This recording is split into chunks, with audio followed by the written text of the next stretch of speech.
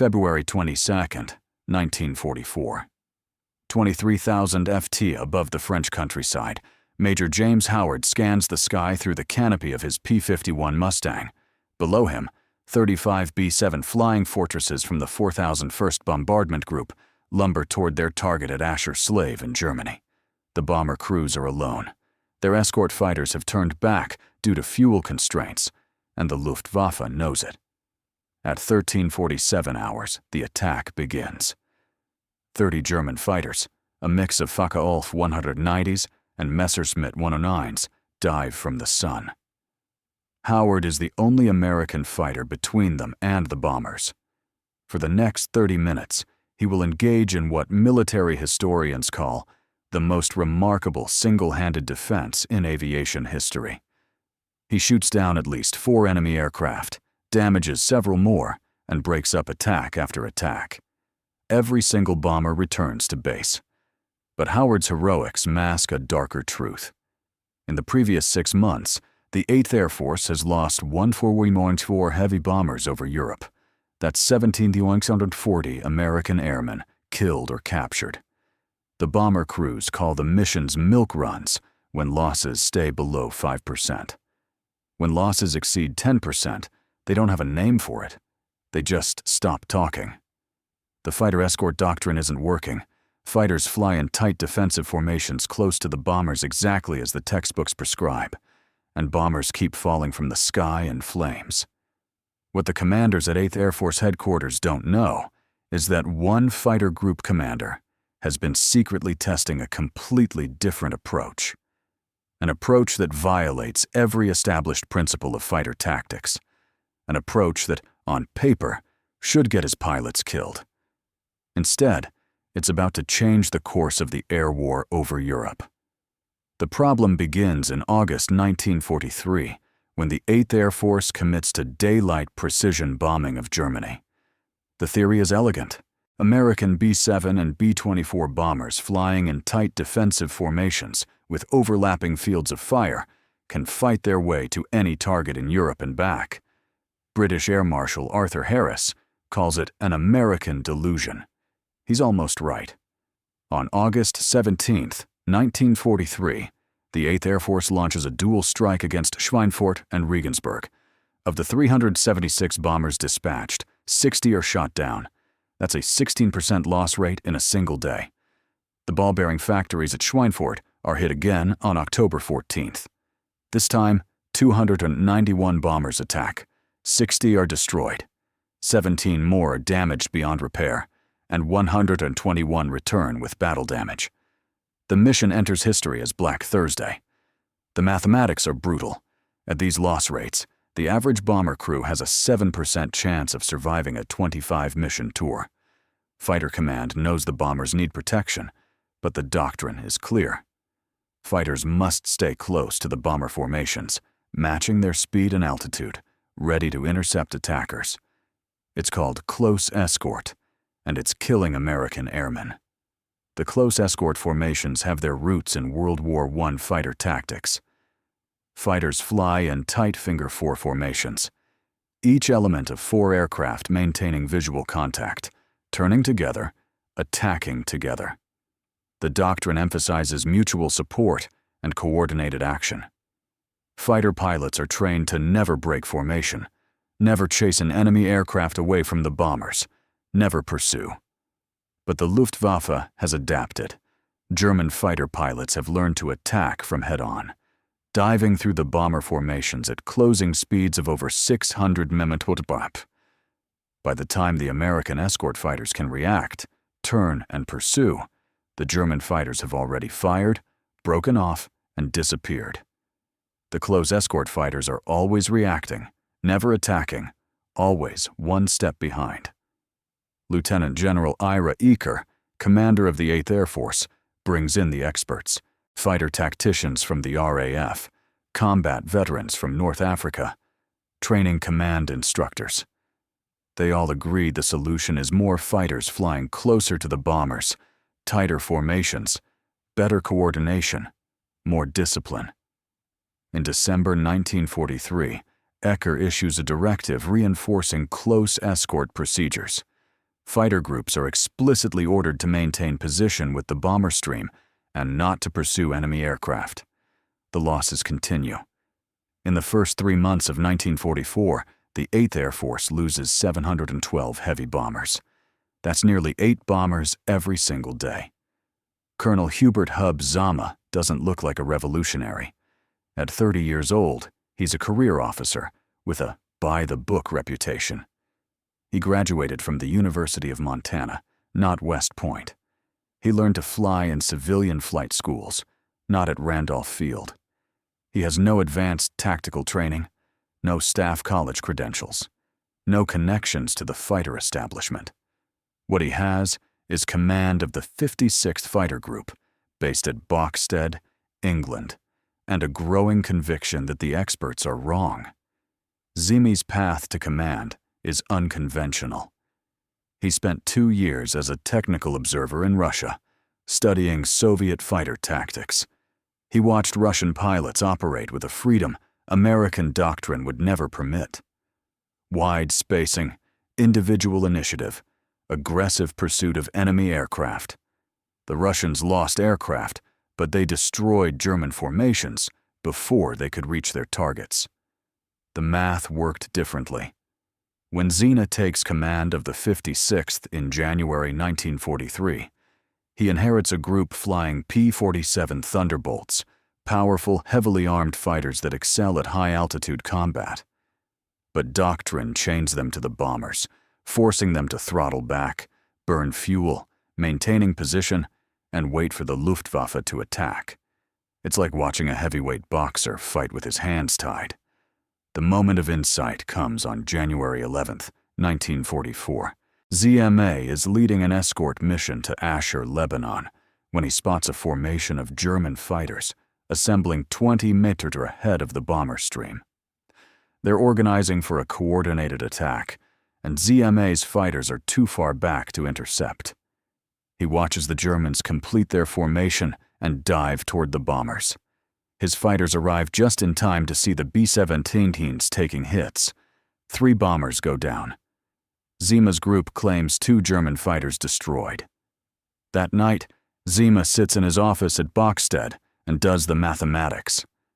The 56th Fighter Group flew perfect close escort.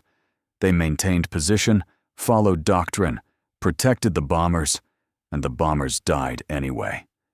The German fighters had all the time they needed to organize their attack because the American fighters were in the wrong place, behind the bombers, not ahead of them. Zeme pulls out tactical maps and begins sketching. What if the fighters didn't stay with the bombers?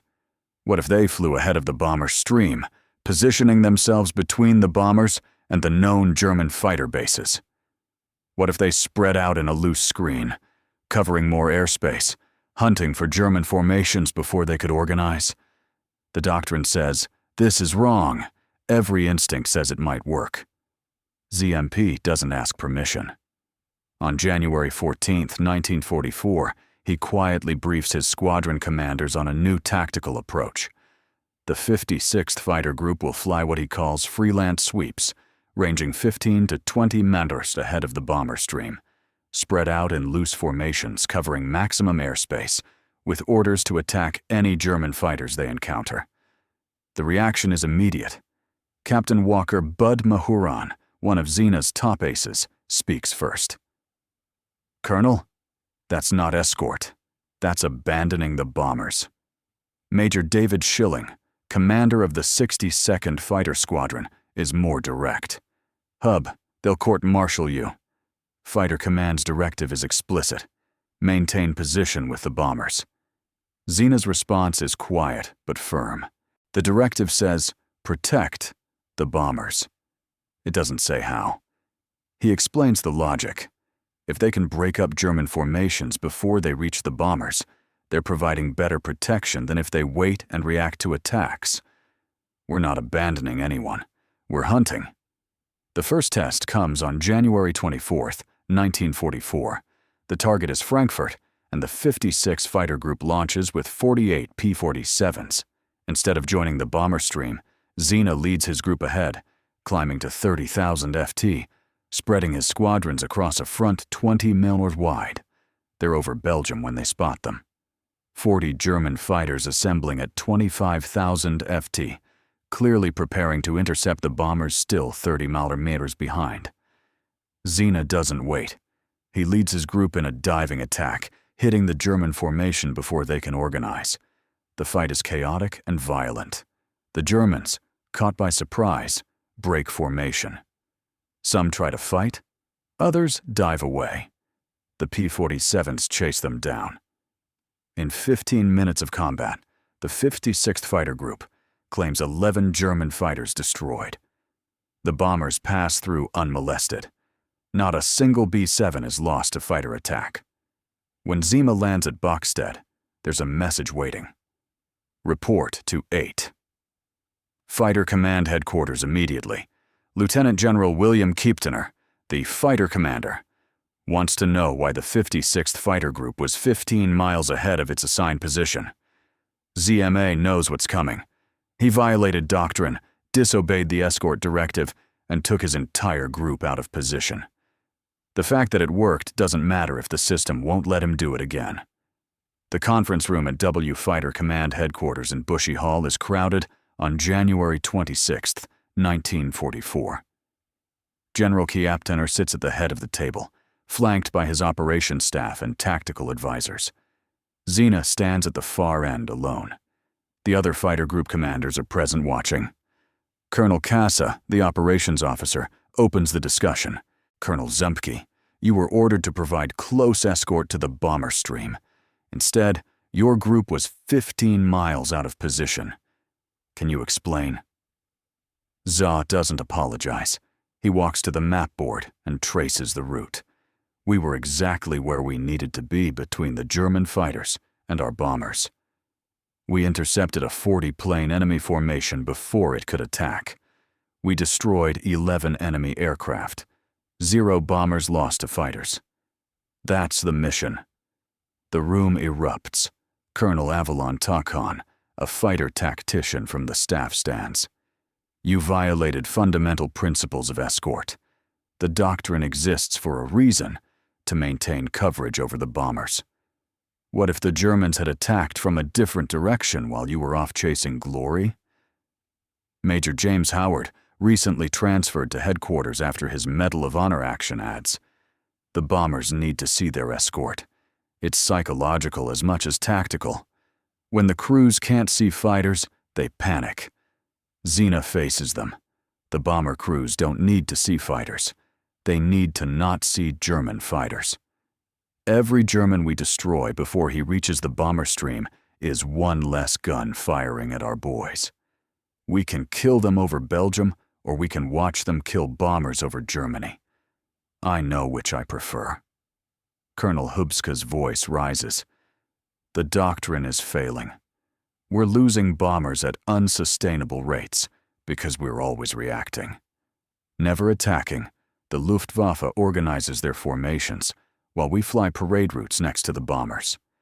By the time they attack, it's too late.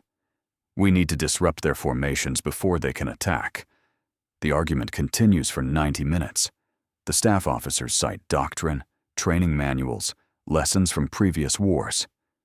ZMA cites loss rates, kill ratios, and dead airmen. The tactical advisors insist close escort provides better coverage. ZMA argues that preventing attacks provides better protection than reacting to them. General Kieptener has been silent, listening. Finally, he stands. The room goes quiet. Kiepten is a fighter pilot himself, a veteran of the pursuit squadrons in the 1930s. He looks at the map, then at Zina, then at his staff. Gentlemen, we're losing this air war. The numbers don't lie. Colonel Zama's approach worked. Maybe it was luck. Maybe it's genius. But we need to find out. He turns to Zina. Hub, you have 30 days. Fly your freelance sweeps. Document everything. Positions, timing, results. If it works, we'll consider changing doctrine. If it fails, we'll have this conversation again, and it won't be pleasant. If you're finding this story as fascinating as I am researching it, consider subscribing. We release 2 military history deep dives every week, covering the innovations and individuals that changed warfare forever. Hit that subscribe button and the notification bell so you don't miss the next episode. Over the next 4 weeks, the 56th Fighter Group flies 12 escort missions using ZMA's freelance tactics. The results are documented in mission reports that still exist in the National Archives. On February 3, 1944, escorting a strike on Wilhelmshaven, the 56th intercepts a German formation 30 meters from the bombers. They claim 8 enemy aircraft destroyed, 0 bombers lost. February 8th, target Frankfurt. 16 German fighters destroyed, 2 bombers lost to flak, none to fighters. February 10th, Brunswick. 12 enemy aircraft destroyed, 1 bomber lost when it collided with a German fighter. The statistics tell the story. In January 1944, before ZMA's tactics, bomber missions escorted by the 56th Fighter Group suffered an average fighter attack loss rate of 4.2%. In February, with freelance sweeps, the rate drops to 0.8%. The 56 kill ratio, enemy aircraft destroyed versus friendly losses, jumps from 2.1.1 to 7.3.1. But numbers on paper don't capture what's happening in the sky. On February 20th, 1944, the 8th Air Force launches Operation Argument, later known as Big Week, a coordinated campaign to destroy German aircraft production. It's the largest air offensive of the war, with over 3,300 bomber sorties planned over 6 days. The Luftwaffe commits everything to stopping it. February 22nd, 1944 is the peak of Big Week. The target is Schweinfurt again. The bomber crews remember Black Thursday. They know what's coming. Colonel Zena leads the 56th Fighter Group on the escort mission, but this time, 8 Fighter Command has authorized other groups to experiment with freelance tactics. The 4th Fighter Group and the 78th Fighter Group are also flying ahead of the bomber stream. At 12:15 hours over Koblenz, Germany, the 56th Fighter Group spots them. 70-plus German fighters, Mi-109s, FW-190s, and twin-engine Mi-10s assembling in a massive formation. It's the largest concentration of Luftwaffe fighters Zena has ever seen. They're organized in layers from 20,000 to 30,000 FT, clearly preparing for a coordinated attack on the bomber stream that's still 25 minutes behind. Zena doesn't hesitate. He leads his group into the attack. What follows is one of the largest air battles of the European War. The P-47s hit the German formation from above, diving through the layers, breaking up the organization. The Germans try to maintain formation, but the surprise is complete. Individual dogfights erupt across 50 meters of sky. Captain Robert Johnson, flying Zena's wing, later describes the scene. The sky was full of airplanes, all turning, all shooting. I'd never seen so many German fighters in one place, but they were scattered, disorganized. We'd hit them before they were ready. The battle lasts 45 minutes. The 56th Fighter Group claims 23 enemy aircraft destroyed. The 4th Fighter Group, also flying freelance sweeps, claims 19. The 78th adds 12 more. When the bombers reach Schweinfurt, they face only scattered, uncoordinated attacks. Of the 238 bombers dispatched, only 11 are lost to fighter attack, a loss rate of 4.6% compared to the 26% loss rate on Black Thursday 4 months earlier. The German perspective comes from captured Luftwaffe pilots. Oberleutnant Heinz Knoke, a veteran German fighter pilot, writes in his diary, "The American fighters are everywhere now. They no longer wait for us to attack the bombers. They hunt us like wolves, hitting us before we can organize. Our losses are becoming unbearable." Another captured pilot, Unteroffizier Franz Stisler, tells interrogators, "We used to have time to form up, brief our attack, coordinate our approach. Now the Americans are on us before we're ready. They're always above us, always ahead of us. We're fighting on their terms. Now, by the end of Big Week, the results are undeniable.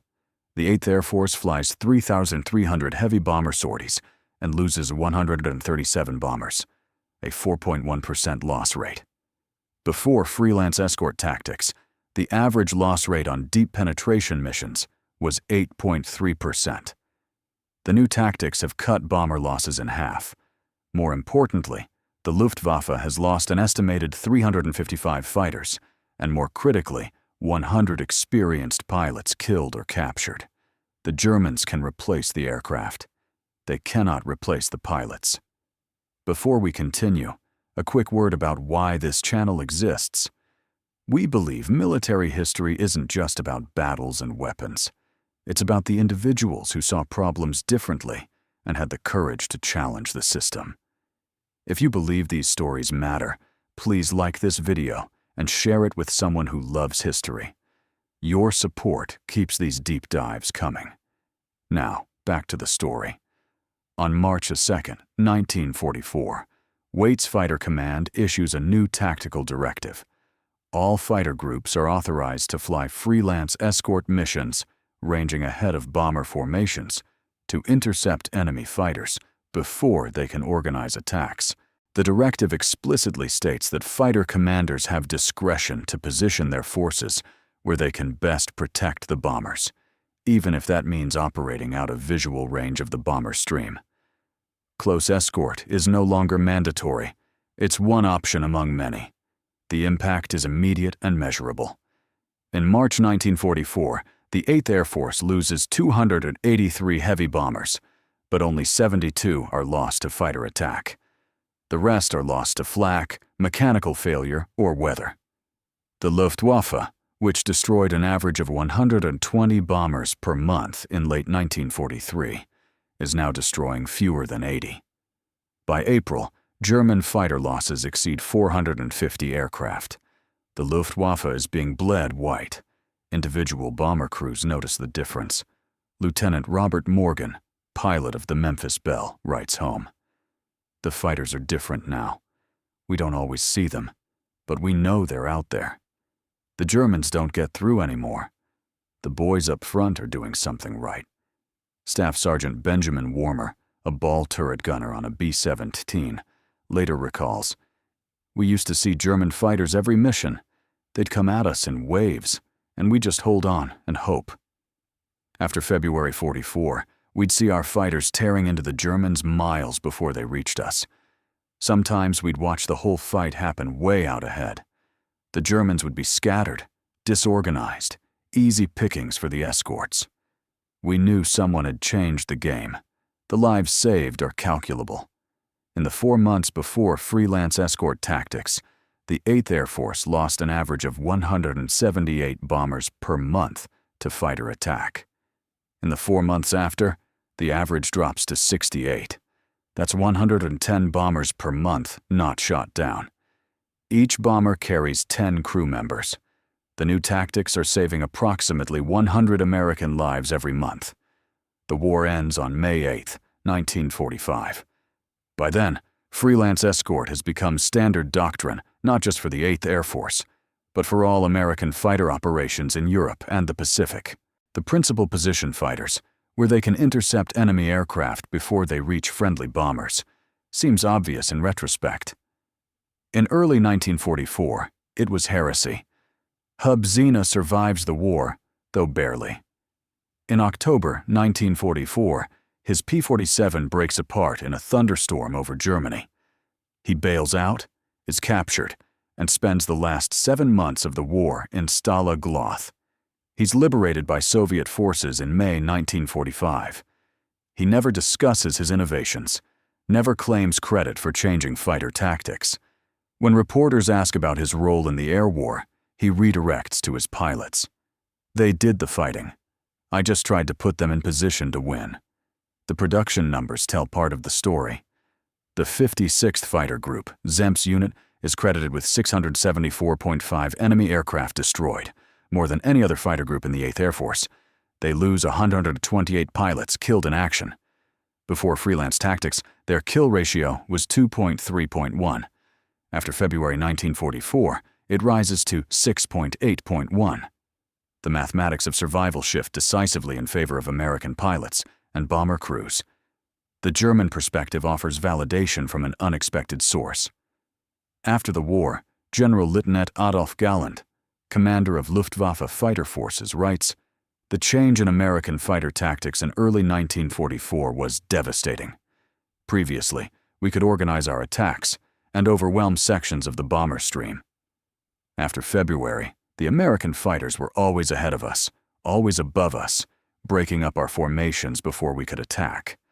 It was the beginning of the end for the Luftwaffe fighter force. Individual bomber crews never forget."